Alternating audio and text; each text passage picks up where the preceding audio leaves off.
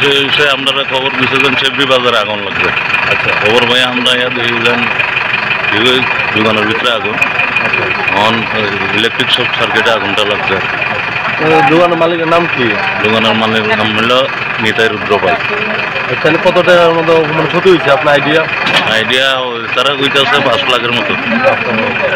আচ্ছা ঠিক আছে, এখন কি আগুন নিয়ন্ত্রণ আইছে? হ্যাঁ, আমরা